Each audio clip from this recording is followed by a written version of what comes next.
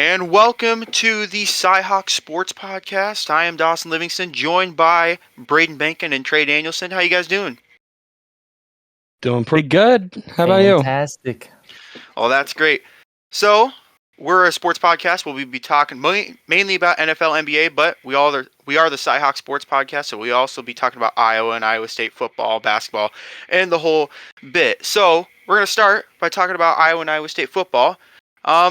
Iowa coming off of a tough loss. As an Iowa fan, it was kind of hard to watch, and it was kind of embarrassing for the number 2 team in the country to go down, but I think it was necessary.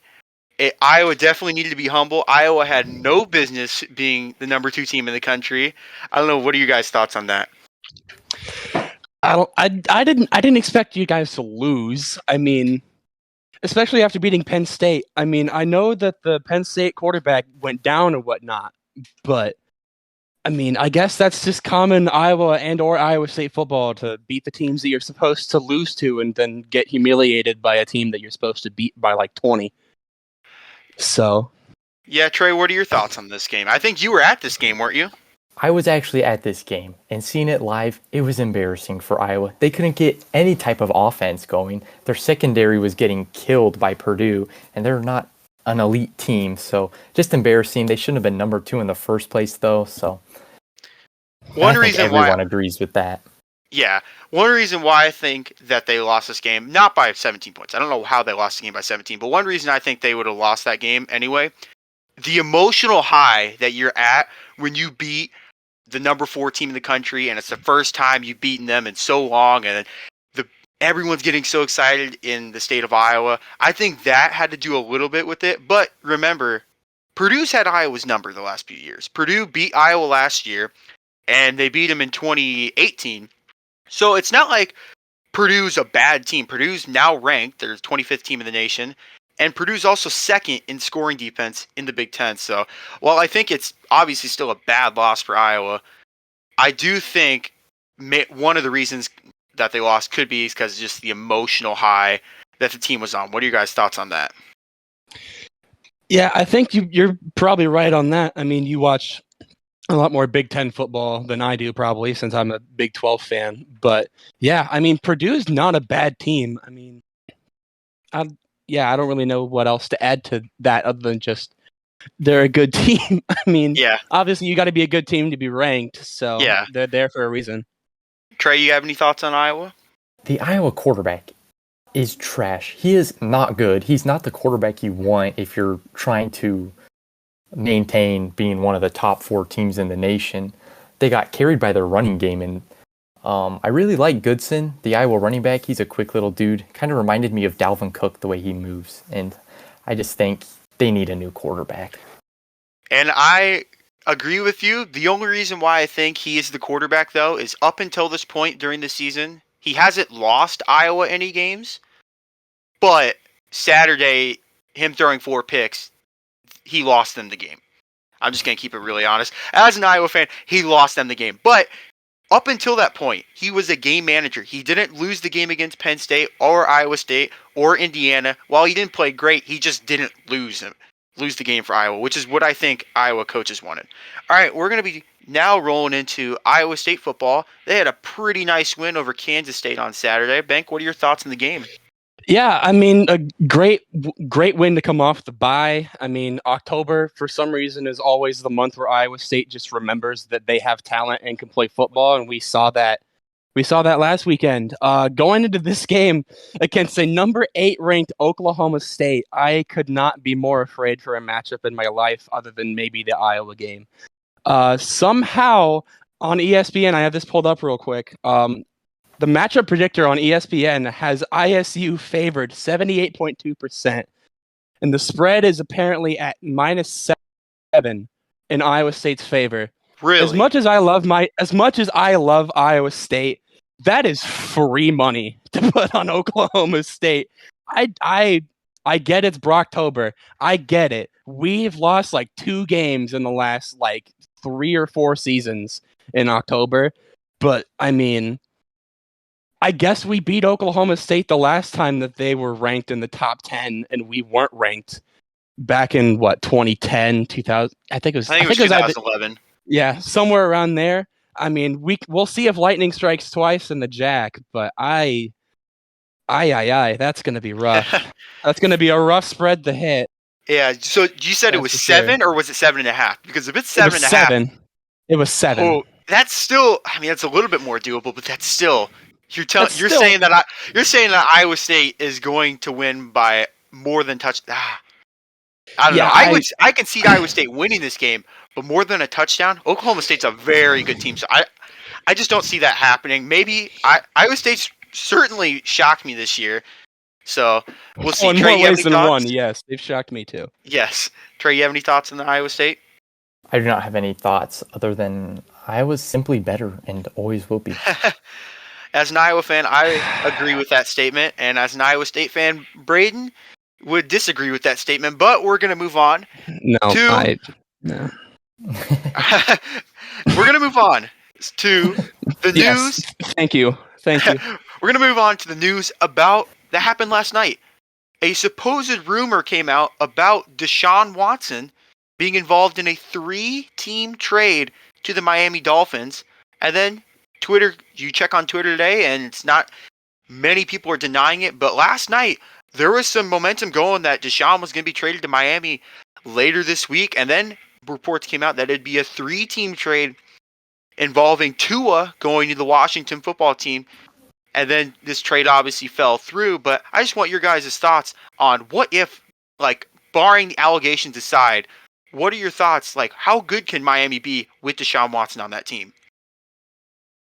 Well, I mean, Miami doesn't have their first-round pick this year, so I understand like wanting to at least turn it around from being 1-5 and just losing to a team that hadn't won a game in 20 games.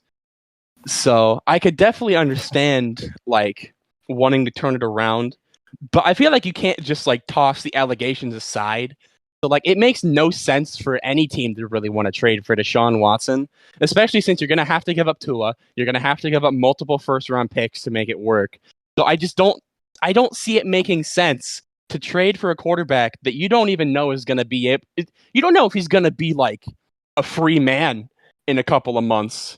Like nobody knows what's going to happen with Deshaun Watson, and it just doesn't make sense to move him anywhere. Like unless you're the Texans, you want to get rid of him as soon as possible. Obviously, you're not going to play him, but I can't see a team wanting to trade for him if there's a good chance that he's going to be in jail. Well, I agree with that. Season. But I think one of the proposals that's been thrown out there is there's been protections on like first-round picks that are being thrown out there. So let's say Deshaun Watson plays and he's like reinstated by the league, and the allegations, obviously, while they're severe right now, let's just assume, for the sake of this argument, that they're just his punishment. He misses some time for football, but he comes back. But there's protections on the draft picks where if he doesn't come back, the picks are way worse than they would be if he did come back and play. Trey, what are your thoughts on the Deshaun Watson rumors to Miami? I do not blame Miami for going after Deshaun Watson. Tua is, I don't think, going to be the guy for the future. I think if they really want to take a step up, they need to trade for Deshaun Watson. Because like Banks said, they don't have a first-round pick. I mean, they need... Deshaun Watson with the Texans last year was really good, and he didn't really have any great receivers or a great team around him, and he did with them. I think he could really elevate the team, and then they wouldn't have to worry about a future quarterback if Deshaun Watson obviously doesn't to jail or get in big trouble. Because right now he is available to play. The Texans are just too... Yeah, and I agree with that. But did you guys see the rumor of the Eagles being very, very aggressive to get Deshaun Watson? I know Trey, as an Eagles fan, or I should say Carson Wentz fan, not Eagles fan, the Eagles were very aggressive in trying to get Watson, and they basically had a deal lined up. They had people going out to see what the legal issues were about, but it came down to Deshaun Watson just not wanting to waive his no-trade clause to go to Philly. So Deshaun either has his eyes set on, like, Miami, who we've said. I've seen Denver that's been on Twitter. There's some places that Deshaun could definitely go, but I don't know. It's a lot of things up in the air right now. There's a lot of rumors being thrown out, a lot of trades being thrown out, but there's just a lot of unknown with Deshaun Watson right now. All right, we're going to move into... I don't think the Eagles... Oh, go ahead. Nope, go ahead, Trey. My bad. I was just going to say, I don't think the Eagles should trade for Deshaun Watson yet. Watching Jalen Hurts, he makes a lot of rookie mistakes, just things a younger guy will learn from. And he's got a good arm. He's quick. I think he can definitely work out his problems and really be an elite quarterback. Yeah, and I agree with you that he can work out his problems. I just don't know if I want to go so far as saying he could be an elite quarterback. I think he could be like a B to B plus quarterback. He can definitely win you some games, and you could probably, if Philly was good enough, they could probably go to Super Bowl. I mean, we saw Jared Goff go to the Super Bowl. I mean, there's a lot of different quarterbacks who can get to the Super Bowl, and you could be a B minus, B plus quarterback. But I don't know if I want to go so far as saying he'd be an elite quarterback, but it would be good to see him being an elite quarterback because we like seeing more elite quarterbacks in the league, and the league's more fun when there's a lot of elite quarterbacks. All right, we're going to roll into the next segment, MVP candidates. You guys have any MVP candidates or just like some 3 MVP candidates that you guys want to bring up, or your top 3 MVP candidates for the NFL this season? I'll start with mine. I think it has to be the MVP right now. I think it's Kyler Murray. I think it's runaway, not even close. If the Cardinals keep winning, they're 6-0 for a reason. I think it has to be Kyler Murray. That's my number 1. Number 2, I'm torn on this one because my heart wants to go Derrick Henry after seeing the Monday night game and him just actually destroying the Bills' defense. But then the more logical side of me is thinking Josh Allen or Lamar Jackson because those guys could actually win it. But if I had to pick, I'd probably say Derrick Henry at number 2, and then I'd say probably Josh Allen or Lamar at number 3. Though number 3, I can't really pick one because each quarterback has their pros and their cons. But I don't know. That's my top 3: Kyler number 1, Derrick Henry number 2, and either Josh Allen or Lamar Jackson number 3. What are your guys' thoughts, and what are your guys' MVP candidates so far through the NFL season? I mean, that's my top 3. You pretty much just took my top 3. I mean, Kyler Murray's been playing out of his mind this year. I mean, I wouldn't say DeAndre Hopkins has been having a bad year, but I mean, for DeAndre Hopkins standards, I would say it's definitely like not what we're used to seeing out of him, and they still haven't lost a game. So, I mean, the quarterback's the most important position. They're the best team in the NFL right now. I don't see a situation where Kyler Murray isn't at least top 3 MVP by the end of the year, unless he pulls some sort of Russell Wilson witchcraft where he just kind of has an awful game and just tanks. And then, number 2, Derrick Henry. He's already in, 6 games. Half of them have already had 3 touchdowns. That's just unheard of. He has 10 touchdowns in 6 games. That's just, especially in like a modern NFL like it is today, that's just unheard of to have that many touchdowns in that few of games. And like, other than the one game against Arizona, he's cracked 100 yards in every single game. Like, I feel like for sure you have to have Derrick Henry in your top 3 somewhere. And then that number 3 spot's kind of that up in the air, either Lamar Jackson or Josh Allen. They've both been playing good. They both have their teams in pretty decent spots. Yeah, I think that's definitely the top 3. Yeah, I agree with your top 3. Trey, do you have what's your top 3 of MVP candidates so far this season? And I know you guys both think Kyler Murray should be leading, but Derrick Henry has just been so dominant. I mean, he can be the offense at times, and how many running backs in the history of the NFL have been able to do that? I love what Kyler Murray's doing. He's definitely by far the best quarterback, but Derrick Henry's just incredible, and I think it really depends on whether he can keep going at this rate. And there is an extra game this year, so I definitely think he'll break the 2,000 mark again, maybe even set a new NFL record. I know it's a quarterback award, but I really think Derrick Henry should win it. And I agree with you. I mean, if there was one running back to win it since Adrian Peterson, it would be Derrick Henry. I don't think anyone would disagree with that in the NFL. But you got any other candidates for this season, Trey? Just the basic ones, Josh Allen, Lamar Jackson, Kyler Murray. Herbert was definitely up there until his last game. He kind of tanked, but he had a great start. I definitely think he's going to be one of the elite quarterbacks in the future. Yeah, and I couldn't agree more. Even as a Chiefs fan playing against him and already losing to him this year, I could not agree more. Herbert is a rising and up-and-coming star in this league. All right, we're going to shift into the next segment that I like to call Contenders or Pretenders. I'm going to give you an NFL team, and you guys are going to give me your thoughts on whether they're contenders or pretenders, and just give me a little elaboration on why you chose your answer. So I'm going to start with the Buffalo Bills. Are they contenders or pretenders? I want to say contenders, but after that game against Tennessee, I'm not too sure. Well, I mean, I feel like they're contenders. I mean, you're gonna have a bad game or two, especially when you go against Derrick Henry. You can't really stop that. Nobody in the NFL can really stop Derrick Henry like that. And I feel like it's rude. It's kind of harsh to just completely wipe them out of like the contender spot just because they lost to Derrick Henry. So I definitely still have them as contenders this year. And I do as well. I mean, you take away Josh Allen slipping on the 3-yard line for that quarterback sneak. I mean, Buffalo wins that game, and I don't think anyone disagrees with that. The turf monster will get you every time.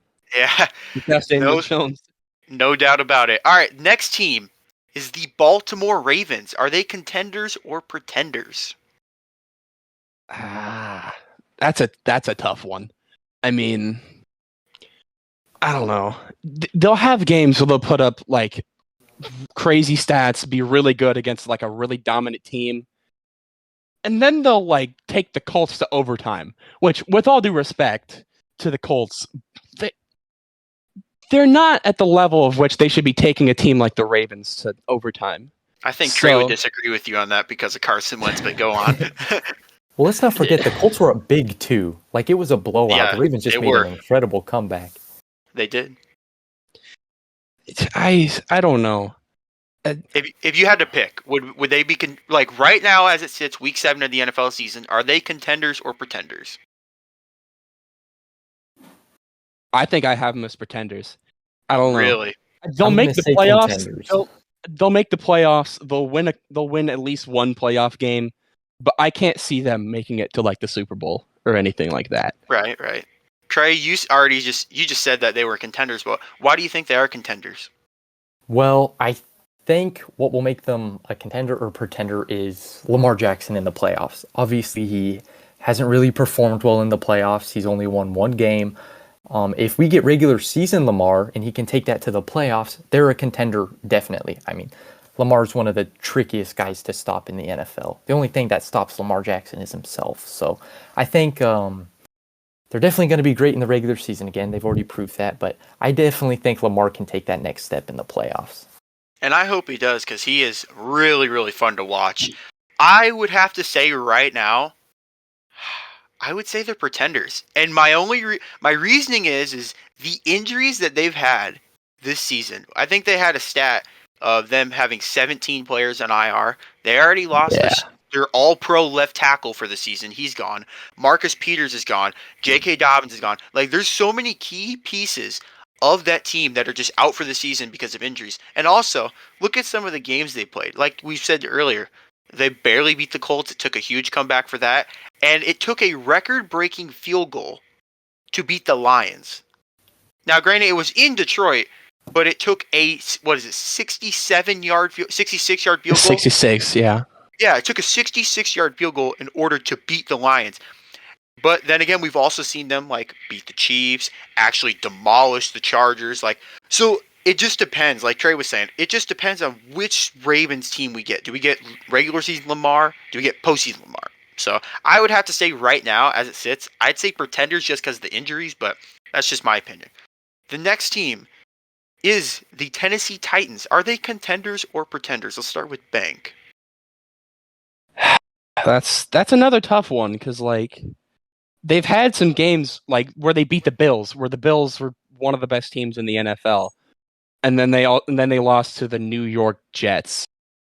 I feel like it's kind of in the same kind of category where I kind of have with the Ravens, where it's like you can't lose to the Jets and say you're a contender. I do not care the situation. You can't lose to the Jets and be in a position where you can contend for a Super Bowl.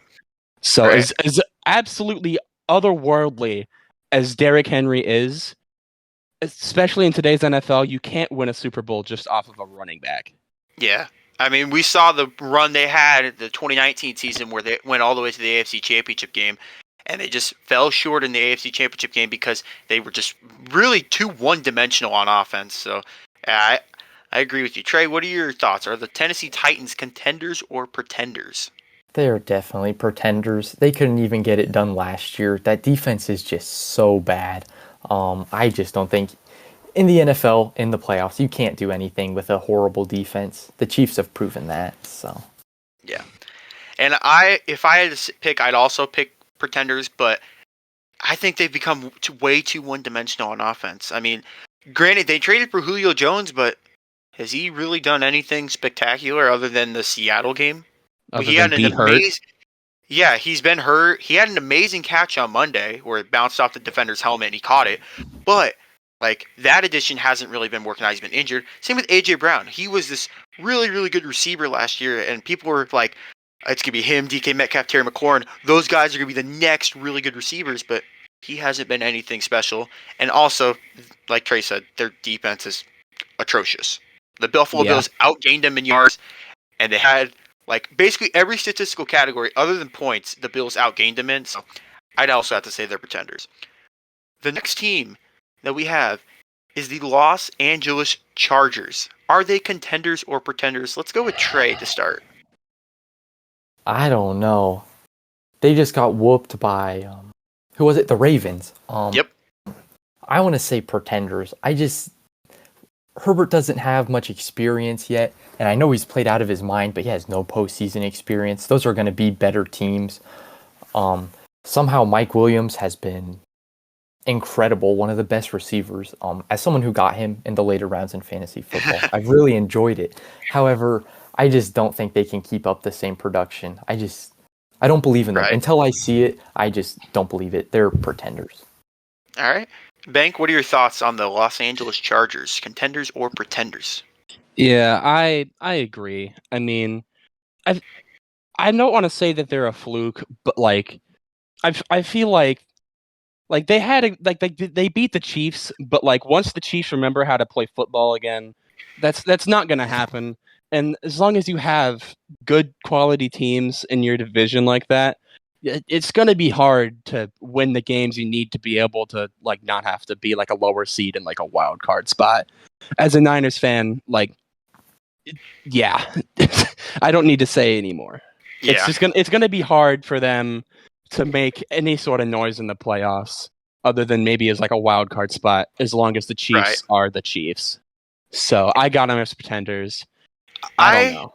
I'd have to agree with both of you. I also have them as pretenders. I think they're 1 year too early.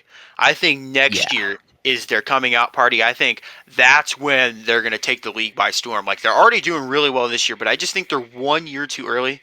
They have the worst run defense in the league. I mean, there's no debating that. Like, if they go against the Titans, Derrick Henry's going to have 200 yards on them. Let's be real. He's going to have 200 yards, 2 touchdowns, and the Titans are going to have a field day against the Los Angeles Chargers. And again, I think they're just 1 year too early. I think next year they get more defensive players. They get another year of experience for Justin Herbert. I think that's the year they possibly make a push for the AFC Championship and the Super Bowl. All right, the next team, Bank already brought this team up, or maybe it was Trey, is the Kansas City Chiefs. Are the Kansas City Chiefs contenders or pretenders? Let's start with Trey. They're not even pretenders. They're just not that good. Mahomes keeps trying to make these big plays, and he's thrown too many picks. Some not even his fault. Some are on the receivers. But that defense just looks like how it did a couple years ago. It is just awful. I don't think they'll be able to go anywhere with it. I think they're pretenders. All right. Bank, what are your thoughts on this? Chiefs, pretenders or contenders? I don't know. I mean, it's hard to say the Chiefs aren't contenders because it's still the Chiefs. You still have that much talent, but it's like they're trying to play NFL Street out there without the throwing punches. Like, you can only do so much by just kind of telling Patrick Mahomes to just kind of do whatever Patrick Mahomes does. Right. Like, I can't believe we live in a world where they figured out Patrick Mahomes before they figured out Lamar Jackson. But like, it feels like that's what we're seeing on Sunday nights, and I don't know. It's hard for me to say this, but they might just be pretenders. The Chiefs seem to be playing like they're invincible, and they're finally figuring out that they are not. They can be stopped, and teams have, like you said, somehow figured out Patrick Mahomes. But that's what it looks like to me. And I can't rule the Chiefs out. And that might be biased for me because I am a Chiefs fan, but I just can't rule them out. I think the reason for Mahomes having 8 picks already this year, and I think he's pressing. I think he realizes his defense is that bad, so he has to force it and make a play that just doesn't need to be there. I mean, we saw in the Bills game, Chiefs had 8-yard routes open all night long. But because the defense is so bad and kept letting up points, Mahomes is trying to take shots down the field, and he throws picks. But I saw a very, very improved defense on Sunday. Granted, it was against Washington, and Washington's offense is really bad, but I saw a greatly improved defense, and I saw a second half from the Chiefs that was perfect, where they didn't have any errors. The first half was bad. They had 3 turnovers, 2 picks, and a fumble. But I can't rule the Chiefs out yet, but I also don't want to call them contenders. If there was a middle, I know there's not a middle for this, but I have to say contenders right now because I just can't rule out the Chiefs because they can make some noise in the playoffs. If there was like a middle ground where it's like pull your pants up and get this figured out before you mess around and miss the playoffs, that's where they're at. Yeah, and I couldn't agree more. The next team, Trey might not like this team because his dad is a fan of this team, is the Dallas Cowboys. Are they contenders or pretenders? They are contenders. I kind of hate to say it, but Dak has grown on me. Their offense is elite. They have so many threats to throw the ball to. Zeke is finally playing like Zeke again. The defense isn't great, but it's in that middle ground, and they just seem to be clicking. They're contenders. All right, Bank, what are your thoughts? Yeah, I think they're contenders. As much as I hate saying that the Cowboys are good, the Cowboys are good. Dak Prescott got his leg back. Zeke got his running ability back. Like, they might have the most overrated player in the NFL on defense, but like, it's still like last year they had like the worst defense. Probably, like I think at the beginning of the season they were on record to have the worst defense in NFL history. Yeah, before the Seahawks came up and took that title, but. Seahawks. Yeah, now that they actually have like a decent defense and they can just let their offense do what their offense needs to do, they might be able to get pretty close to the Super Bowl. As much as I hate to say it, they're contenders. Yeah, and I honestly couldn't agree more. I feel like this is the best Cowboys team we've seen since Dak and Zeke's rookie year in 2016, where that team went, was it 13-3? I mean, their defense, while it's not elite, it makes plays. I mean, Trevon has 7 picks on the year. He's not an elite cornerback. I don't really like when people call him an elite cornerback. He's only in his second year, and he's given up like the most yards in the league by a corner, but he also has the most picks by a corner. Their defense makes plays. They get turnovers and they give the ball back to their offense, and that offense is otherworldly. It's up there with Kansas City and the Rams and all those teams. Like, we don't even talk about Michael Gallup. Michael Gallup, before CeeDee Lamb got there, was this great receiver to Amari Cooper, but we don't even really talk about him anymore. Now they have Dalton Schultz. They have all these playmakers. That offense is just so elite, I have to call them contenders. All right. The next team is the Green Bay Packers. Are they contenders or pretenders? They're contenders. I mean, it'll be interesting to see if they can make it past the NFC Championship again. But if they can pull it together for one last ride with the gang, I think they definitely have the talent to. I think as long as that boy Aaron Rodgers is there, they're gonna be good. Like, right, as you can hear the Packer fan in the background. I do not take responsibility for what he says, but they're gonna be good. They're contenders. All right, Trey, what are your thoughts? Are the Packers contenders or pretenders? Yeah, I don't think this one needs to go too in depth. They're easily contenders. They got Aaron Rodgers still. They still have Devontae Adams, Aaron Jones. They're gonna be contenders. Yeah, and I agree with you, but I feel like Green Bay has one issue. Now that I think about it, they have two issues. They need one more receiver to complement Devontae Adams. I feel like they're too Devontae Adams centric. They don't really throw to anyone else. Aaron doesn't trust any other receiver. But the injury to Jair Alexander, I mean, he is one of the best corners in the league, and him being injured is huge for Green Bay because that is their number one corner. And who else are you going to put on the other team's best receiver? Kevin King? We saw what that was like in the NFC Championship game. So right now, they're contenders easily, but I think they need another receiver to complement Aaron Rodgers. All right, this next team might be pretty obvious, but I still want to get your guys' opinion on it, is the Tampa Bay Buccaneers. Are they contenders or pretenders? Start with Trey. Tom Brady, so contenders. That defense is still elite. They still got so many weapons offensively. Leonard Fournette has looked pretty good his last 3 games. Yeah. They're going to be contenders again. Yeah, I agree. Bank, what is your thoughts? This feels like you trying to squeeze clickbait out of me, and it's not going to happen. They're contenders. Tom Brady might be having the best statistical season of his career somehow. Yeah. But like they're basically the same team that they already won the Super Bowl with. I can't see them not making it, if not winning it again. Tom Brady is going to be ruining the league until he's like 65. We're all going to suffer. Trevor Lawrence is going to retire before Tom Brady. All hail our new overlord. The Buccaneers are going to... Yeah, I know. It's not fun to say that Tom Brady's a contender for the, 21st year, but... Just leave us alone already, Tom. We're tired of it. Yeah, and I agree. I mean, that's an easy one. That's the Green Bay, that's the Dallas Cowboy one. They're a contender. The only thing that worries me, though, is that defense. Like, they've had so many injuries in the secondary. We saw Richard Sherman go out, Jamel Dean go out, Sean Murphy-Bunting's out. They've had so many injuries in the secondary. I think they'll work it out, and I think they'll be fine. But that's just something that worries me a little bit, where they're not as good as they were last year. Even though they brought back everyone that they brought from last year's team and added some, I just think the defense just needs a little bit more time to click and get the injury so they're all healthy again. All right, 2 teams left. We're going to start with the Arizona Cardinals. The only undefeated team left in the NFL. Are they contenders or pretenders? Let's start with Bank. I think I saw a stat somewhere that the last remaining undefeated team has won the Super Bowl since like 2000 or something like that.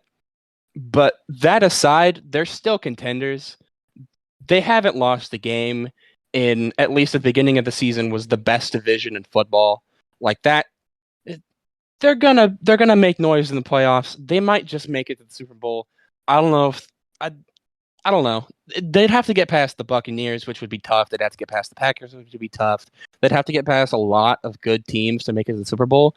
But I think if any team's going to beat either of those 2 teams, I think the Cardinals might just be the one to do it. Yeah, and they're in a very, very tough division in the NFC West with the Niners, Seahawks, Rams, and they're the only undefeated team. So while they are playing really, really well, they still are in one of the toughest divisions in football. So that might be a challenge for them later in the season. All right, Trey, what are your thoughts on the Arizona Cardinals? Contenders or pretenders?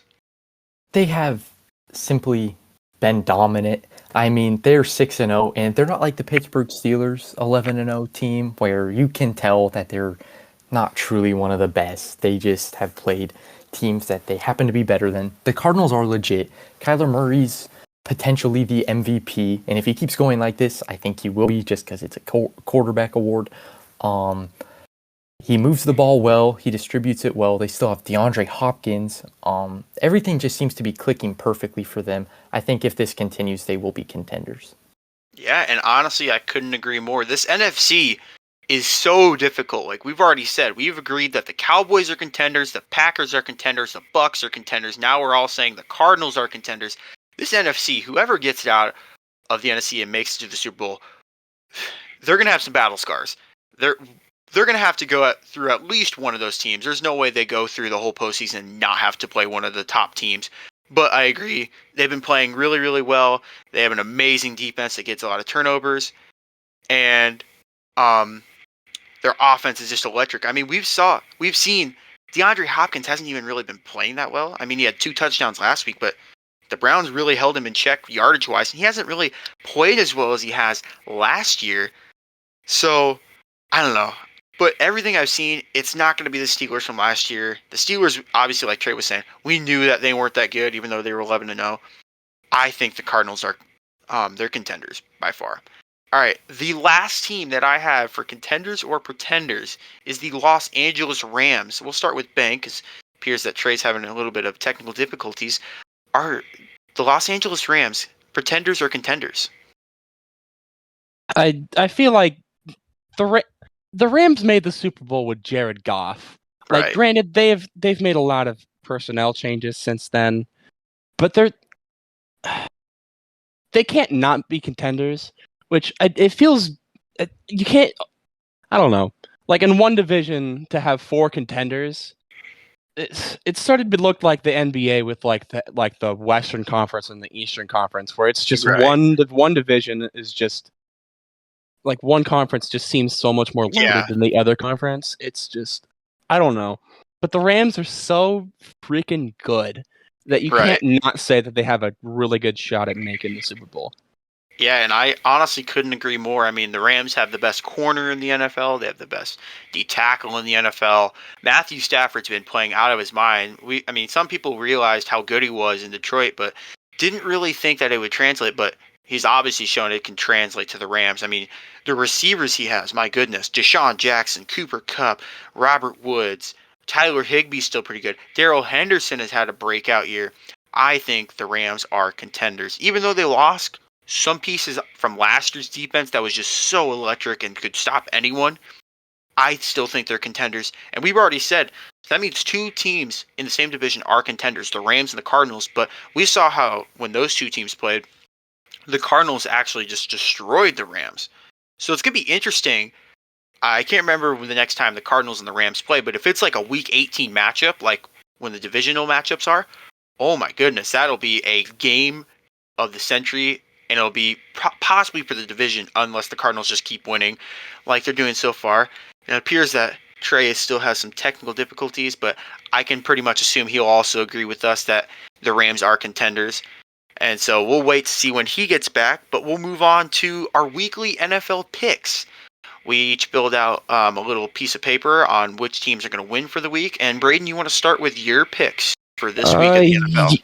Yeah, I mean, start with the Thursday night game, Denver versus Cleveland. I was thinking with the amount of injuries that the Browns have had, I thought that the Broncos were going to somewhat figure it out and try to harken back to the days when they were playing like barely NFL teams. But as it stands at halftime, I'm pretty sure, unless it's 10-0 Browns at halftime. So it would take kind of a miracle for the Broncos to be able to figure it back out again, but it looks like throw it lower Case Keenum's gonna figure it out and win against the Broncos. Yeah. Against a pretty good defense, but I don't know. Yeah, I don't know. Yeah, I guess I'm looking like I'm gonna hold an L on that one. But yeah. But yeah, I mean, Washington, Green Bay. Yeah, Green Bay's got that one. I don't need to say much more on that. Yep. Kansas City versus Tennessee. I picked Kansas City, but now that I'm looking back at it, I can't see Derrick Henry not going off against Kansas City's defense. Right. Like I don't know. It's kind of one of those toss-up games where I just kind of gave it to Kansas City because, like, at some point you can't ever really count the Kansas City Chiefs out. It doesn't really matter how many losses they take. They're gonna if they figure it out, they're gonna win. If they don't, they're gonna lose. It's as simple as that. Right. Miami versus Atlanta. A quality tank bowl we got going on here, but No kidding. I picked Miami just because, I mean, Atlanta's pretty bad. Atlanta's pretty bad. Yeah. But I think Miami is slightly less bad, but then again, Miami did just lose to the Jaguars. So, but that game went down to a last-second field goal. So, like, who knows? Maybe are the Jags really better than the Dolphins? But yeah, I get what you're saying. Came down to a last-second field goal to a guy that was working in computer science a couple weeks beforehand. Yeah. So that's and then New England versus New York Jets. I don't think I need to say that much more on that. Yeah. Carolina versus the Giants. The Panthers have looked like straight up frauds without Christian McCaffrey, but like the Giants have also just been like awful, just not good. I don't think it matters who you put in that backfield. I don't think Sam Darnold. He's not like the almighty god that we thought he was the first couple weeks, but he's gonna be better than. He'll figure it out against the Giants, I feel like. And I agree. I think the game is greatly impacted by is Daniel Jones going to play. I mean, isn't he in concussion protocol still? I know the Giants. Yeah. They have a bye week. No, they lost the Rams. But if Daniel Jones isn't going to play, I don't think Mike Glennon will beat the Panthers defense. The Panthers defense is amazing. Stephon Gilmore. I mean, I know J.C. Horn's out, but they have Brian Burns, Derek Brown, Jeremy Chin. They have a bunch of playmakers, but I think a big factor in that game is whether Daniel Jones plays. Yeah, I mean, I feel like I already kind of felt like the QB competition between Daniel Jones, if he's going to play, and Sam Darnold was already somewhat leaning towards the Panthers. But yeah, especially if they have Mike Glennon taking snaps, they're not beating the Panthers. Right. They're just not. And then Cincinnati versus Baltimore. At the beginning of the season, if you were to tell me that by week 7 I would have the Bengals beating the Ravens, oh my goodness, upset alert! I would honestly ask what drugs you were on and if I could try some. Let's get freezing. Freezing cold takes. Picture this: Bankin called the Bengals to beat the Ravens. Clip this. Yeah. Yeah. But yeah, I mean, the Bengals were Evan McPherson making one of like the 17 field goals that he missed away from beating the Packers, who we just had as a contender for the Super Bowl. Right. Yeah. So it can be done, I think. I mean, Baltimore did just come off an absolute thwomping of the Chargers. Yeah. But I mean, I think Cincinnati can pull it off. I think they can do it. I have faith. Kitty go meow. I mean it. Yeah, I mean that's a bold take. But yeah, you got to have at least one bold take per podcast just to get the clicks. You know, I'm doing what I got to do. I gotta sacrifice a little bit of. Oh, for sure. Got to do what you got to do. But yeah, Philadelphia versus Vegas. Vegas is probably going to win this one. I mean, the Eagles haven't really been doing anything too spectacular, and I mean. I don't know. Vegas is one of those teams where they'll lose to bad teams, but then beat good teams. Right. I don't know. I just have Vegas winning this one. I mean, Las Vegas is the only team to beat the Ravens this season. Granted, it was week 1, but they are the only team to beat Baltimore. It was week 1, and it took one of the most fluky overtimes I think I've ever seen. That was a wild overtime. Yeah, I guess this season's been kind of known for those. Oh yeah. All right, what's your next game? Rams versus Detroit. I don't think much more needs to be said about that. Arizona versus Houston again. That doesn't need to be said. Yep. Tampa Bay versus Chicago again. Doesn't need to be said. The evening slate of games are just. It kind of looks like most of them are obvious. Pretty much, yeah. Other than maybe like Vegas versus Philadelphia and San Francisco versus Indianapolis, it's pretty obvious who's going to be winning those games. Which, speaking of San Francisco versus Indianapolis, I got faith in my Niners. I think they're going to take care of business. I think they can do it against Indianapolis. What is the last game that you have picked? That last game, New Orleans versus Seattle. Everybody loves a good little coming up from nothing into something. Geno Smith, I think, he's been all right, but I got faith in New Orleans. I think they can. I definitely think they can take care of business against a pretty bad Seattle defense. Yeah. Especially if they don't have Russell Wilson to bail them out. I think the Saints will take care of business on Monday night. Well, also, if Jamal Adams just keeps dropping picks that hit him in the head, I mean, they're also going to lose that game and give up some points. But that's one of those. I feel I hate saying this because, like, in a professional situation where with that much pressure, but like that's a pretty easy catch to make. Yeah, I mean that's why they play defense instead of offense, because in my opinion, cornerbacks and receivers they're basically the same with athleticism. It's just whether you can catch or not catch, in my opinion. But I could be wrong. That's just the way I look at receivers and DBs. But all right, so those were your picks, Braden. Trey, do you have your picks for Week 7 of the 2021 NFL season? Yes, I do actually. I have them right here. So, I guess I'll just start with the Thursday night game that's actually happening right now. Have you guys mentioned the score for that or anything? I think it's 10-0 at halftime. Cleveland is up. I think the third quarter just started, but it's still 10-0. Yeah. Wow, because I had Denver actually because of all the injuries Cleveland has been through. I don't know. I'm just kind of surprised by that. So maybe Denver can do it. Teddy Bridgewater kind of started off good, and I thought the defense had improved with Von Miller coming back and Bradley Chubb. But at the same time, they're the Broncos. They're not good anymore, so I shouldn't be too surprised. Next, I had Green Bay over Washington. Washington's defense has been surprisingly bad this year. When everyone thought, especially after they almost beat the Buccaneers in the playoffs, they were the closest team to them, that their defense would be the best part of their game, and it just has not been. It's been pretty much non-existent. I had to drop them in fantasy just because they're so bad. Yeah, I also had to do that. They're just not living up to expectations. Not at all. Next up, I took the Chiefs against Tennessee just because if it comes down to being a offensive shootout, that Tennessee, they're both bad defenses, but I trust the Kansas City offense more than I trust the Tennessee offense to be able to win in a shootout. Especially because, was it last year the Chiefs and the Titans matched up? And in the Chiefs shut down postseason or the Derrick regular Henry? season? It was the postseason. It was 2 years ago. It was the year that the Chiefs won the Super Bowl. Where they pretty much shut down Derrick Henry, right? Right, yeah. I think they held him to under 100 yards, which up until that point, that's when Derrick Henry's run started. Was was it 13 or 14 of 2019? And he's just been on a tear ever since then. But yeah.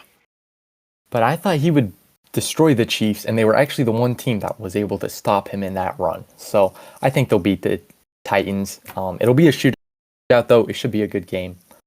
The next game, I have Atlanta over Miami. Miami's just bad, plain and simple. They just lost to Jacksonville. And Atlanta still has some guys with Matt Ryan. Calvin Ridley, has he been playing, or is he still injured? I think he's just been injured. I don't think he's been completely healthy. And when he has been, I don't think he's been that spectacular. But I think right now he's still injured. I mean, I don't have him in fantasy, Braden. I think you have him in fantasy. Is he in your lineup this week? I do. I think he's in my lineup. But yeah, I think he's just been kind of playing okay. Yeah. I feel like the playmaker this year has been Cordell Patterson. Oh, so, yeah. Yeah. All right. The RB2 legend himself. Yeah, of course. All right, Trey, what's your next game? New England and the Jets. I picked New England. Bill Belichick against the Jets. Belichick always does good against rookie quarterbacks, and Zach Wilson just has not been impressive so far. I mean, Davis Mills has something to say about that. Didn't he have almost 300 yards and 2 touchdowns against the Patriots? But yeah, you're right. Usually he does pretty good. Yeah, I heard that. Yeah, it's the Jets. It is the Jets. Next up, Carolina at the Giants. I took Carolina. They've been good this year. Their past few games, Sam Darnold hasn't done as well, but that defense is completely turned itself around from what it was a couple years ago. And the Giants just are bad, and they have injuries. I think it'll be Carolina pretty easily. Then in about the next 5 games, I took all the home teams. So Cincinnati at Baltimore, I just think the Ravens are better than the Bengals. Lamar Jackson's been tearing it up again this year. I think they'll do well against Cincinnati. Then for Philly at the Raiders. This one I was kind of stuck on because Philly has been kind of up and down all year. They've always seemed to kind of give the other team a big lead and kind of come back, but I just took the Raiders because I think they're a better team. Derek Carr started off the year well. I'm not sure exactly what he's done the past few weeks, but I think the Raiders are the better team and will beat Philly. Jalen Hurts just is not consistent with his arm at all. Next up, Detroit at the Rams, and then Houston at Arizona. I picked the Rams in Arizona. I think those are pretty self-explanatory. You got the two worst teams going up against the two best teams in the NFC. Same with Chicago at Tampa Bay. I think that one's pretty self-explanatory. Yeah. Justin Fields just has not impressed me at all. And Tom Brady, like Bank said, is having one of his best statistical seasons of his career, which for Tom Brady is very, very impressive. And then he will not like this one, but I have the Colts beating the 49ers. The Colts almost beat the Ravens. Should have beat the Ravens too if their kicker didn't have a hip injury, which I have no disrespect for Blankenship. I love him and his Lego minifigure collection. He seems like a great dude. He's a good kicker. He is. He's been very good, very accurate. I just believe in that Colts offense more than the San Fran offense. The Colts seem to be doing better as they get players back from injured reserve. And who's going to be quarterback? Is it going to be Lance or Jimmy Garoppolo? I'm pretty sure it's going to be Jimmy G. I don't think Trey Lance has even practiced this week because I think he's still hurt. Yeah. Oh, okay. Yeah. I don't know. I have the Colts. I think it could go either way, though. I think it'll be a pretty good game. Carson Wentz bias and the Niners not being as good as they were a couple years ago. I think the Colts can do it. Then for the Monday night game, I picked the Saints just because of Seattle not having Russell Wilson. Their defense isn't that good at all. The Saints got Jameis Winston, so I think he hasn't thrown away a game so far this year. He's actually done pretty well turnover wise. So I think they'll be able to beat Seattle pretty easily. No offense to Geno Smith, he's just not even close to Russell Wilson's level. Right. And like Banks said, he's not going to be able to bail out that horrible defense like Wilson can some games. Yeah. And yeah, those are all good picks. My picks, I was the only person to pick Cleveland over Denver. I just think when you match up rosters, I still trust Cleveland more than I do Denver. When Denver was 3-0, I just didn't see why they were that good. They beat a bunch of bad teams. That's just my opinion. Next game, I had Washington at Green Bay. I had Green Bay in this game. I think Aaron Rodgers is going to torch up the Washington defense. The next one, Kansas City at Tennessee. When Trey said it earlier, when it comes down to it, I trust Kansas City's offense more than I trust Tennessee's defense or Tennessee's offense. So there's my pick there. Atlanta at Miami. I don't know. I trust Matt Ryan more than I do Tua. Some of my picks, if I 50-50, I just go with the better quarterback because I trust him more. But Tua, he had a good game last week, but I don't know. Miami just hasn't been that good this year, which is why they're trying to upgrade at quarterback and hopefully get a quarterback in the offseason. The next pick I had was Jets at New England. I mean, I took New England. Like you both said, Bill Belichick I'm doing it right now, yeah. Destroys rookie quarterbacks other than Davis Mills the other day. So I took New England. The next one was Carolina at New York. I took Carolina. I like Carolina's roster better than I do the Giants, and the Giants just have so many injuries this year. I had to take Carolina in that game. The next one, like Trey did, my next 5 are all the home teams. So I have Baltimore over Cincinnati.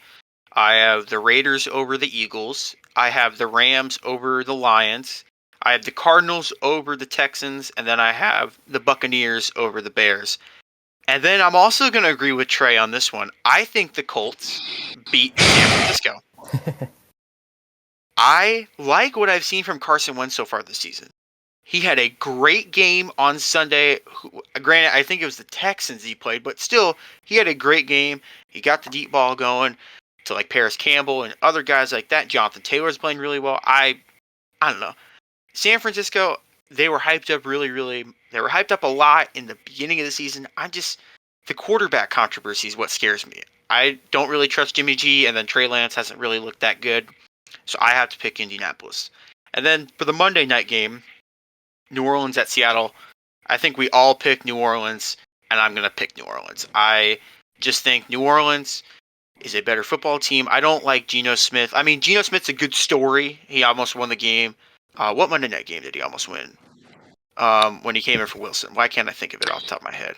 It was, I think, the Rams. Was it the Rams? Yeah, it was the Thursday night game. My bad. It was Thursday night, not Monday night. But Geno Smith's a great story. I don't think he can beat New Orleans. I think New Orleans can win this one probably pretty easily because Seattle's defense is bad, and I really just don't trust Geno Smith at all. Okay, so those were our NFL picks. And do you guys have any other NFL news you would like to bring up? Not really. Rolling into the NBA news. I mean, I guess it's worth noting that the trade deadline's coming up here pretty soon. Right. I think the trade deadline is November 2nd. So it's in a week and a half. That sounds about right, yeah. Yeah, it'll be interesting to see if we do another episode next week, which teams are buying player or trying to get really good players on the cheap, and which teams are selling, trying to get future assets for future years. All right, so we're done with the NFL, and now we're moving on into the NBA. So the NBA news, we all know the NBA top 75 players of all time came out, and there's been some controversy with this list on some players being left out, some players being included. And so I'm going to read a blind resume for you guys to think, or for you guys to hear, and I want you to pick which player is actually a top 75 player, and I want you to guess which players they are. So I'll start with player A. Player A has 8 All-Stars, 8-time All-NBA, he's a 5-time All-Defensive player, 3-time Defensive Player of the Year, a 5-time rebound leader, a 2-time block leader. He's an NBA champion, and he has 19,000 points in his career, 14,000 rebounds, and 2,000 blocks. That's player A.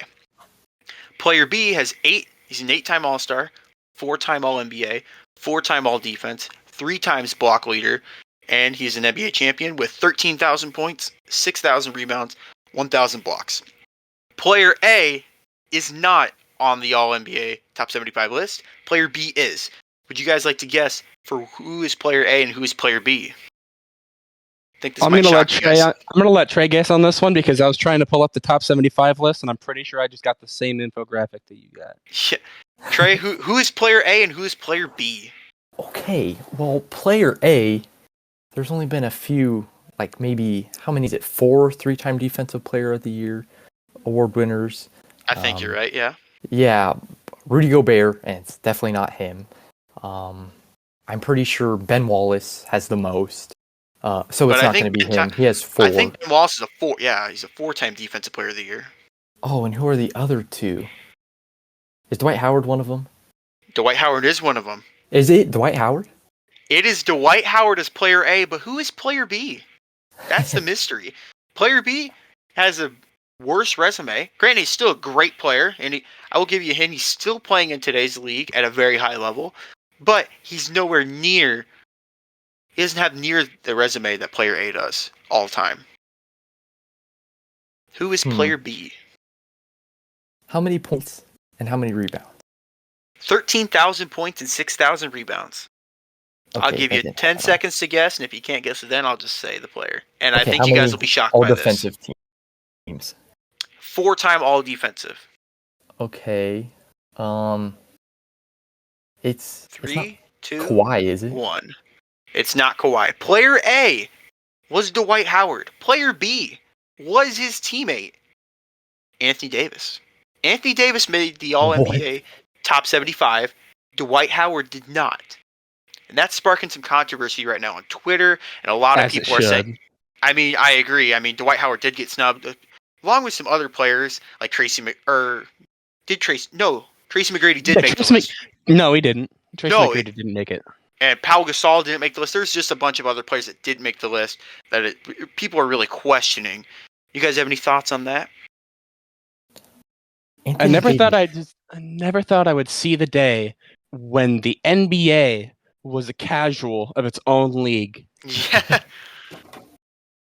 But here we are. There's going to be some recency bias, do you think? Oh, I mean, definitely. There's no way there isn't. Oh, yeah, for sure. Because Anthony Davis is not a top, I don't even think, 100 player of all time. He just has never been able to lead a team by himself.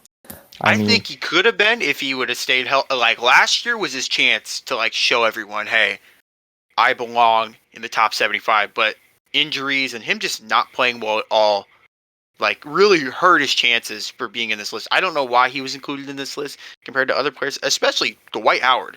Dwight Howard, some people question, is he a Hall of Famer? I don't even think that's an argument. I think he is a Hall of Famer.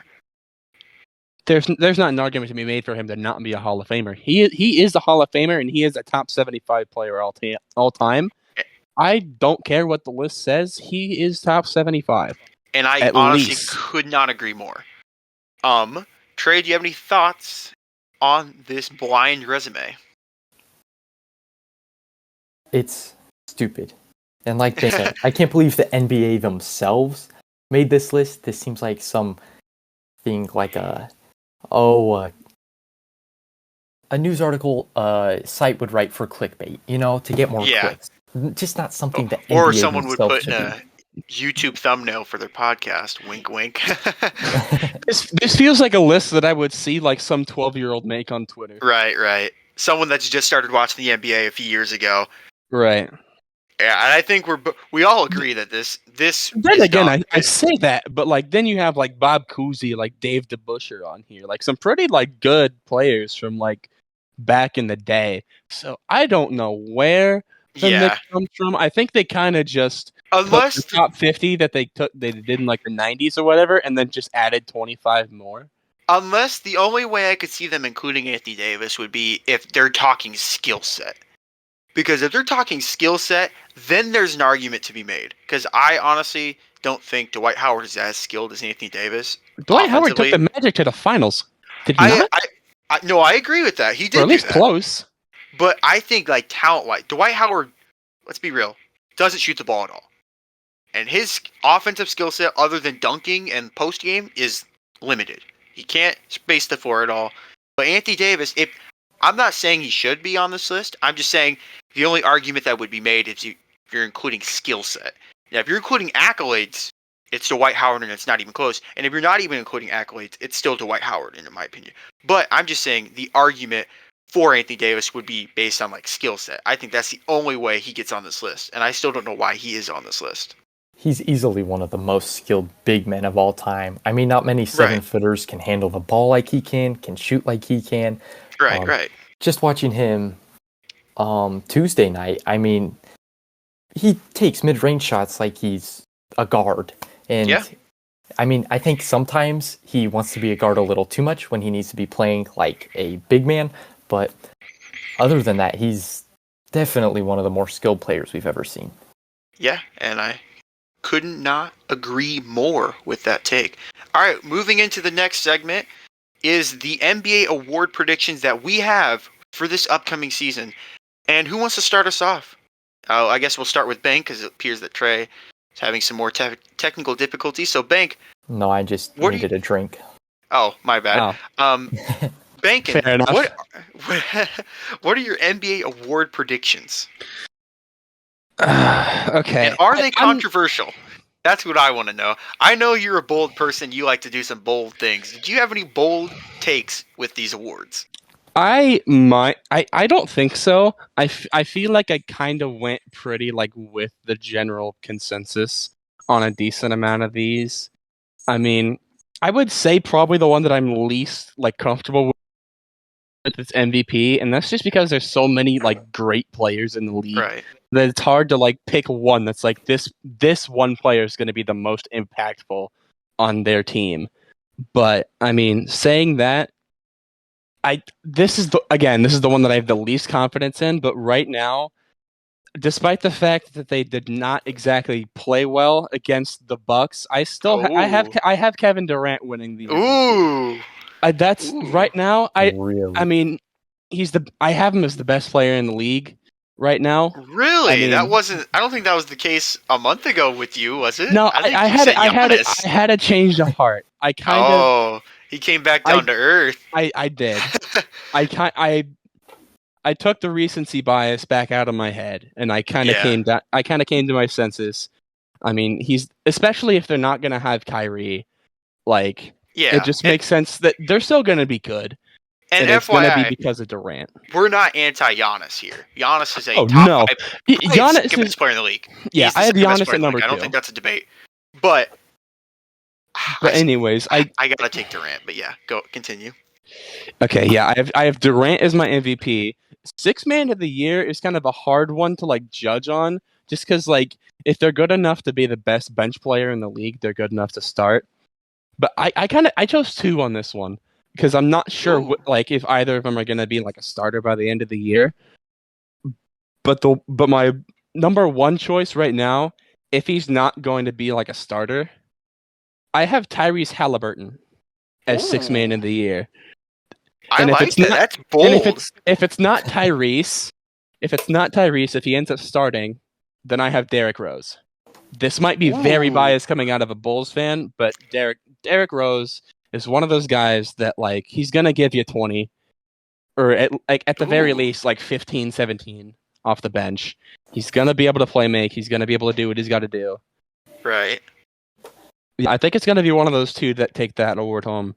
Yeah. Rookie of the year. I'll just take the best player out of the draft class and go Cade.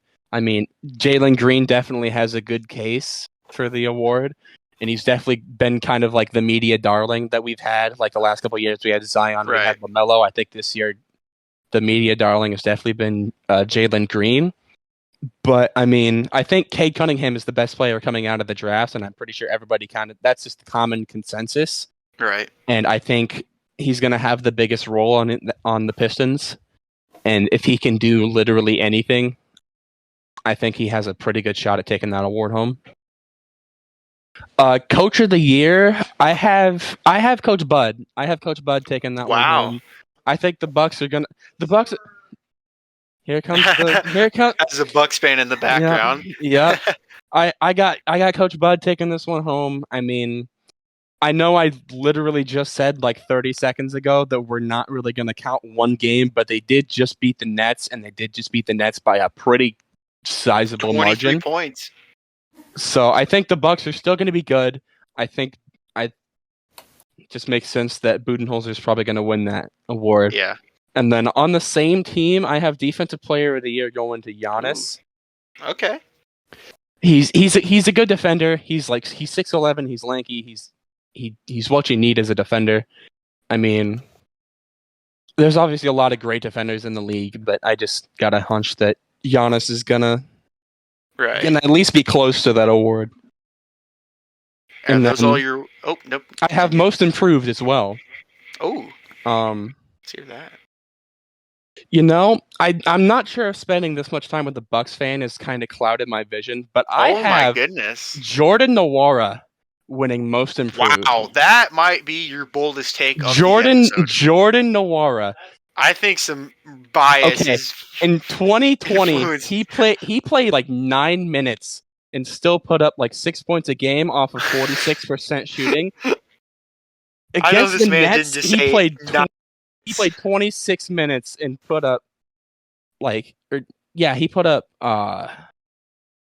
he's already putting up like a lot better numbers.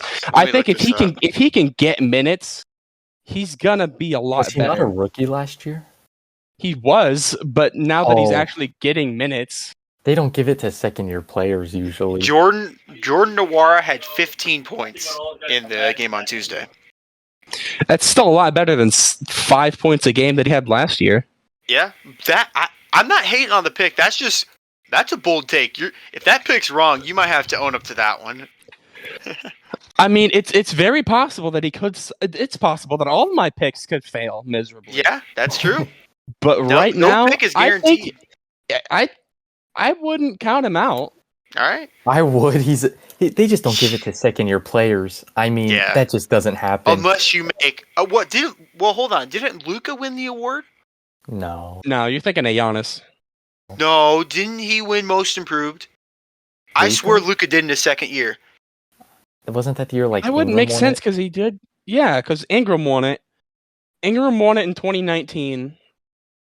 Randall won it in 2020. Ingram won it in 2019. Pascal Siakam won it. Am I thinking of someone else? Oh, I'm thinking of someone else. I think the reason why I was thinking that is I think he got votes instead of someone else, and maybe that's why I was okay. Then I'm wrong. I don't know why I thought that. But, Yeah, I think so. Production. oh yeah, his increase. rookie year to his second year, he went from averaging 28 and 8 to 29, 9 and 10 or whatever. He had a huge jump. But wow, Bank, those are some bold takes, Sometimes you got to be bold. and I like the boldness. All right, Trey, your NBA award predictions. Okay, I want to address MVP real quick because if anybody on the Nets is going to win MVP, it's going to be James Harden. Not saying he's better, but he has more MVP value than Durant, I feel. Yeah. And that's just my take on it. Even last year, they were so much better with Harden and no Durant than they were with no Durant. Yeah. Oh, wait, with no Harden and Durant. Yeah. So, and they would have Kyrie too, and they were just better with Harden. I think. Right. I just think his playmaking value for that Nets team is much higher than what KD does for them. Not bashing KD, but Yeah. So who's your MVP then? MVP. Okay, and this is tough, but I know you're a big Curry. support. Yeah, I was gonna say I know you're a big supporter of Curry, and I know you say he's the best player in the league. So I'm not shocked you called it. Predicted him to win the MVP. I mean, even after Tuesday night, you're gonna stick with that prediction? Didn't he? Bro's been got a watching a triple lot double. of Flight. FTC. No, he's the most valuable player in the league, even though he shot horribly. I mean, it was not a good game. He still got a triple-double. The gravity he creates, I mean, he gets other players Right. wide open, even if it's not directly. He's just deadly from everywhere. But I do think it depends on how well that Warriors team finishes.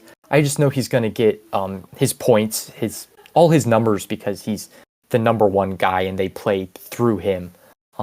If not, if they suck again record-wise, I think it'll be Giannis or Harden. Yeah.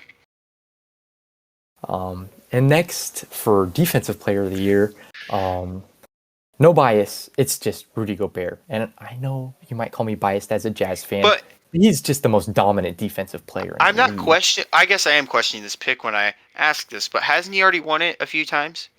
3 times, yes. Don't you think the media is just going to get tired of giving him Defensive Player of the Year?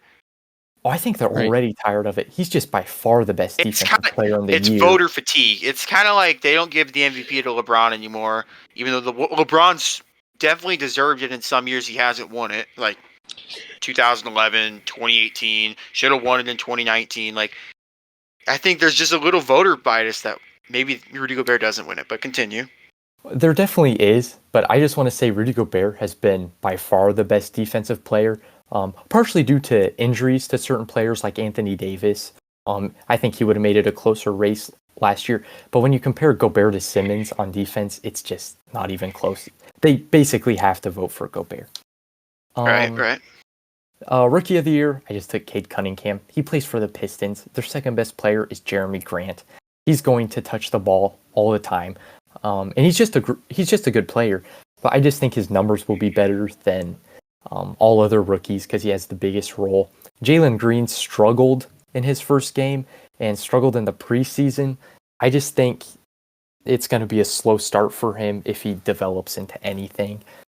And last year we saw Anthony Edwards have a slow start and do well second half of the year. He just couldn't catch up to LaMelo Ball.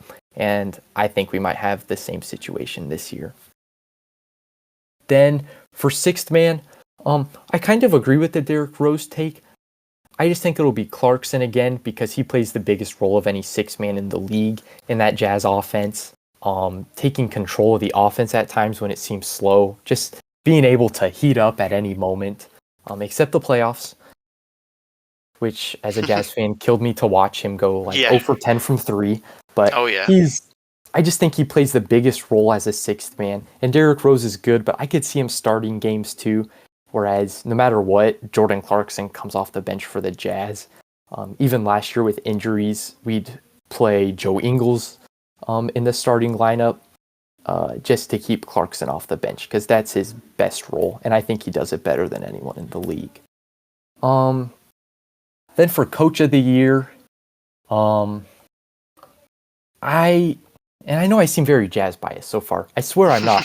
I swear they're just really good. Well, I think we all have a little bit of bias in our picks, but continue. Oh, mine's not even for my favorite team. Yeah, Banks' bias is from his roommate. He's been hanging around his roommate too long, and now the Bucks and Green Bay Packer biases went into his brain and changed his decision. But continue.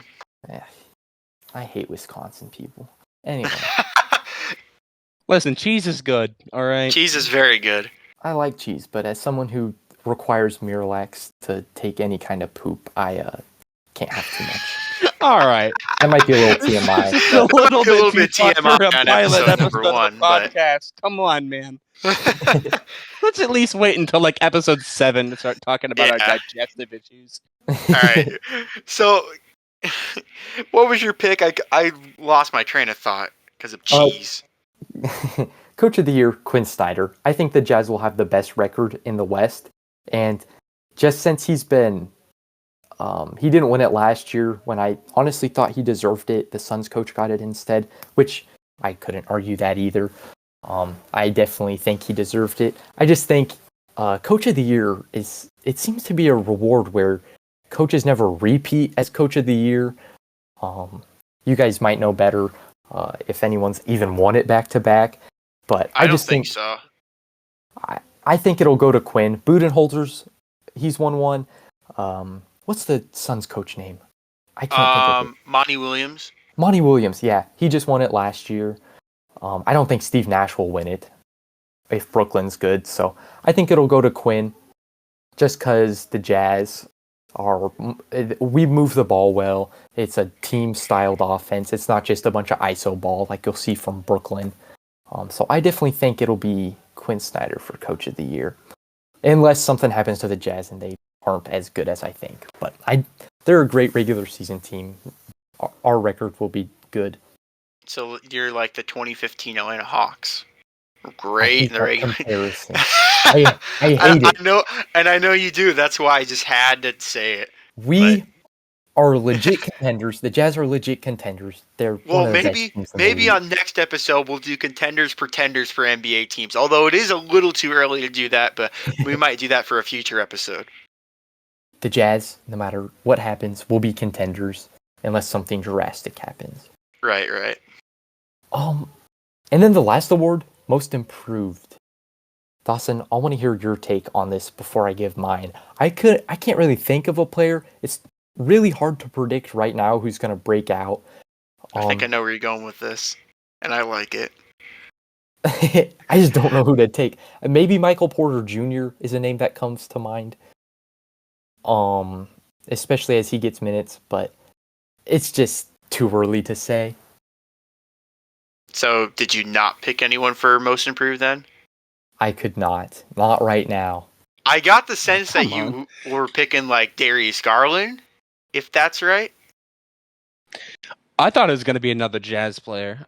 Well, he did mention that I would like the pick, so I instantly thought Garland because I feel like Garland's going to have a breakout year, but he doesn't have a pick at the moment. All right.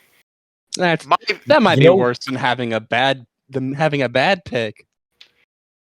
You might as well throw it out there, Trey. I think nobody winning it is more likely than Jordan Nwora winning the award. So. Wow. I mean, I don't want to agree with Trey, but I think it's more likely. They don't give it to second-year players, and I just don't think Nwora will be good enough to win it. We'll see. All right. Those are your guys' predictions. Here are mine. Maybe Kristaps Porzingis. I could see him having a breakout year after all the slander he got. He needs to prove himself. Oh, yeah. This is the year to do it, by far. All right. My picks. MVP. Now, this man, he's a young player, and he plays on the Dallas Mavericks. I'm going with Luka Doncic winning the MVP.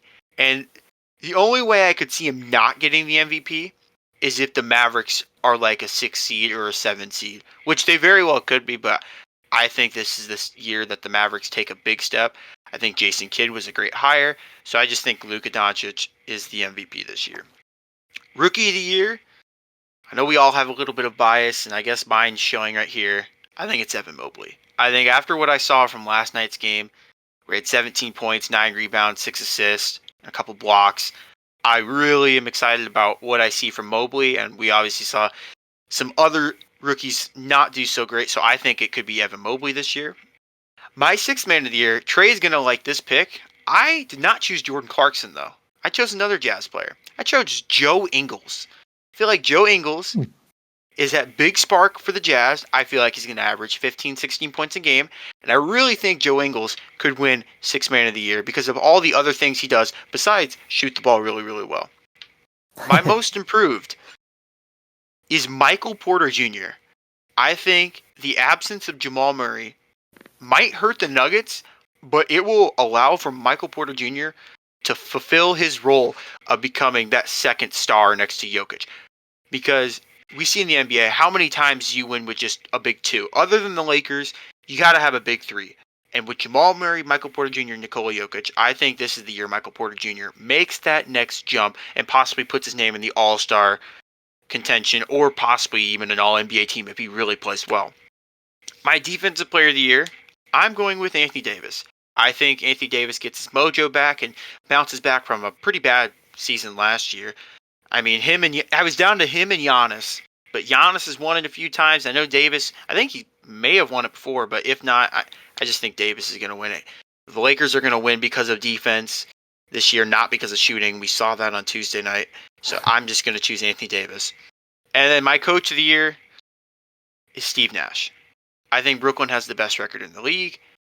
I hope that Kyrie eventually comes back. And I think the coach of the year is Steve Nash. I heavily disagree with that. I don't think Steve Nash is a coach enough to win the award.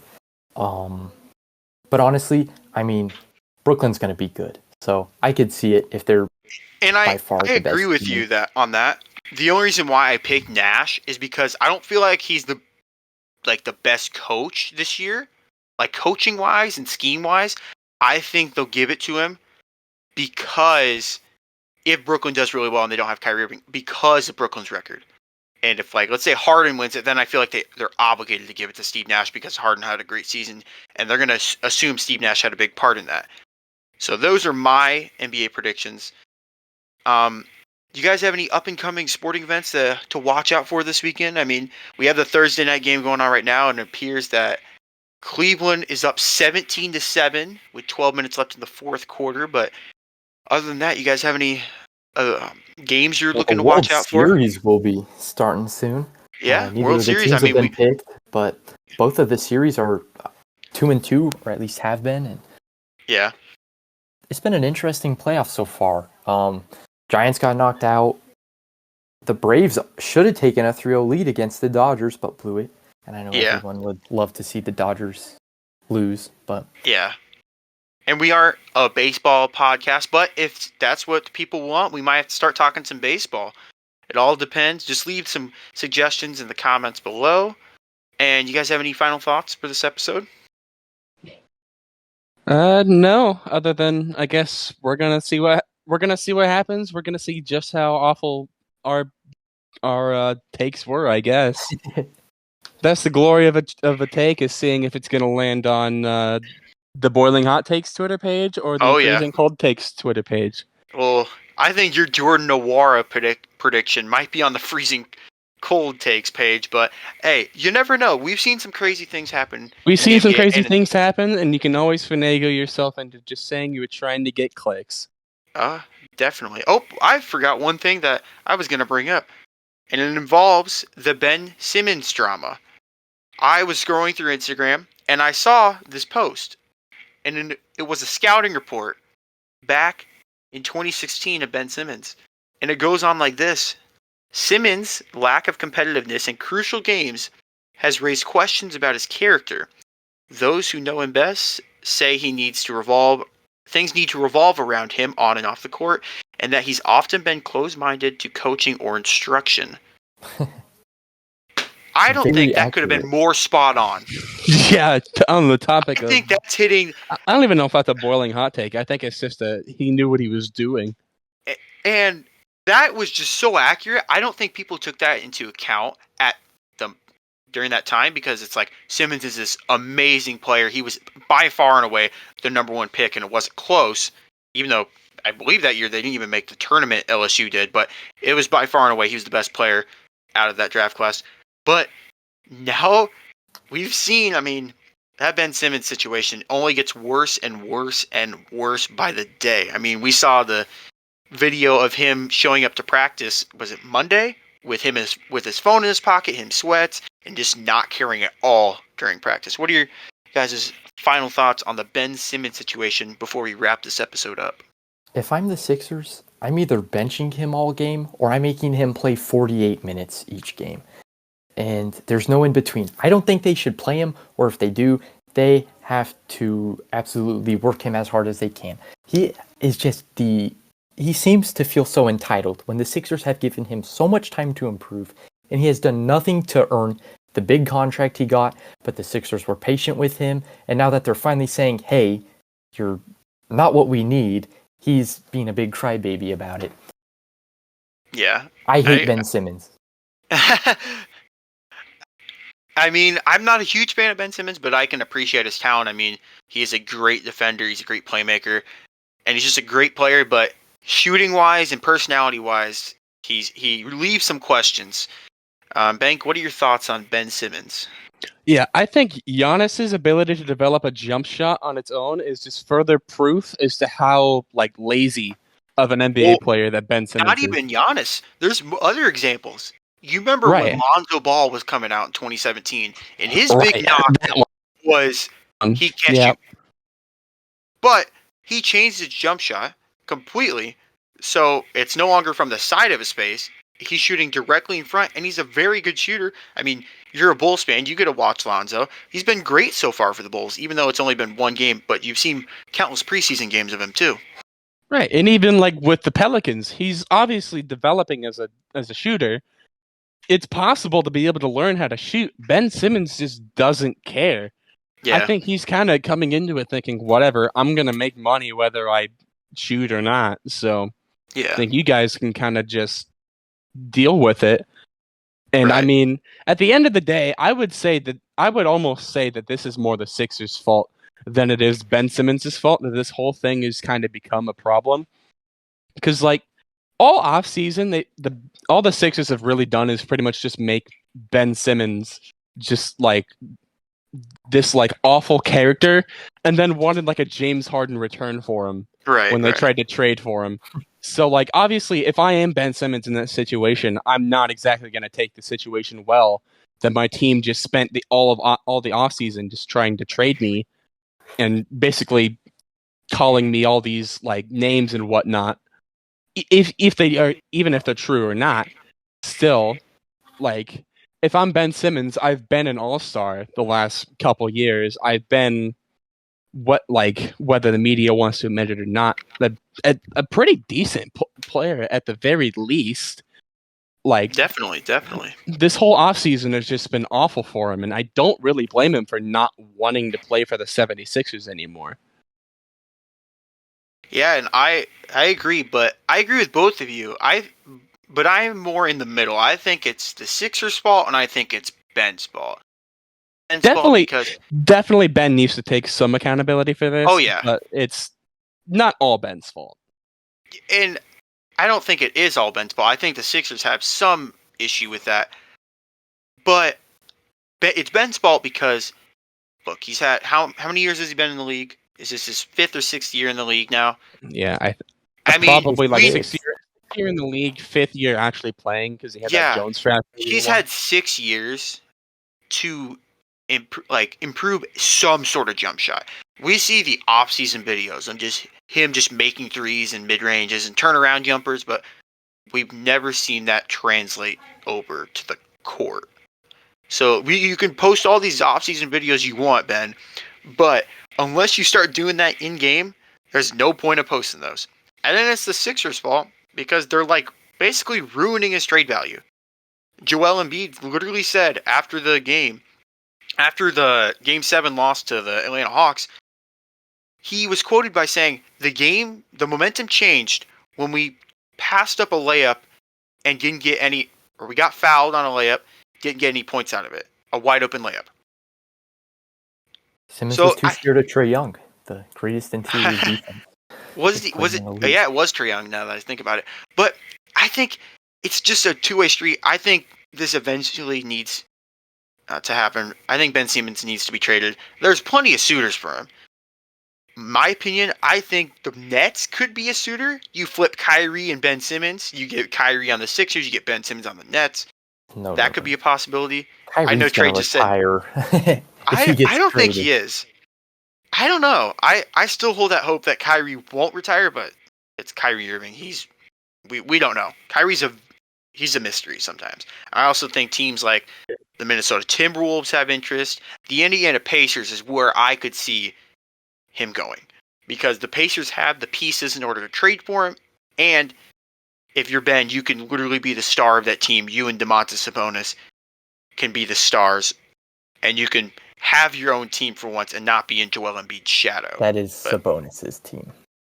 I don't know. If Ben actually somewhat develops a jump shot, it might be Ben's team. Yeah, I mean, he hasn't. Ben Simmons wasn't willing to develop a jump shot for a championship contender team. Yeah. What makes you think he's going to develop a jump shot for Indiana? That's true. But I think he needs to be traded. I think the Sixers need to just. Oh yeah, he's got to go. It's just who wants him at this point. I saw a report that's saying he's doing anything and everything to not play for the Sixers ever again. I mean, if a player's like gone past that point, Ben Simmons isn't the type of player like James Harden. James Harden like told Houston, "I'm done." James Harden didn't need to play those few games for the Rockets last year because everyone knew how good James Harden was. Everyone knew that he was still 30, 10, and 10 when he wanted to. Ben Simmons isn't that type of player. Ben Simmons needs to play to increase his trade value, but because the Sixers keep bashing him and he's just refusing to play, his trade value is never lower. So that's why the Sixers aren't trading for him. But I think eventually, later this season, I think someone's going to get a little desperate, one team is, and they're going to put all their chips on the table and get Ben Simmons. That's my thought. You guys got any final thoughts on this episode? Well, I do want to go back to the Kyrie thing. I don't think Brooklyn will trade him because now he is allowed to get a religious exemption from the vaccine. So I think he'll be able to play soon for Brooklyn. And honestly, if he were to move out of state, he could play for Brooklyn because it's a New York mandate and he'd be allowed to play again. Yeah. Ben, can you have any final thoughts? Oh, sorry, Trey. Continue. Yeah, I just wanted to say Rajon Rondo is the best point guard on the Los Angeles Lakers roster. Thank you. You know, before Tuesday night's game, I would disagree with you, but after that game, when Westbrook shot 3 of 14, I might have to agree with you on that. Actually, no. Moves so much better with Rondo. I think LeBron is the best point guard on the Lakers when he chooses to be the point guard. I know he's the small forward, but when LeBron chooses to be a point guard, he is the best point guard on the Lakers. Brady, final thoughts? Yeah, no, I think I pretty much said everything that I was wanting to say going into this. I mean, I would say this has been a pretty good experience so far. I'm looking forward to the next one. Yeah, it has been a good first episode. Leave some comments down below if something we should add or something we should take out. Just any suggestions help at this point. Just leave them in the comments. Make sure to subscribe to the CyHawk Sports Podcast. And we are signing out. I'm Dawson Livingston, and I was joined with Braden Benkin and Trey Danielson. Signing off. All right.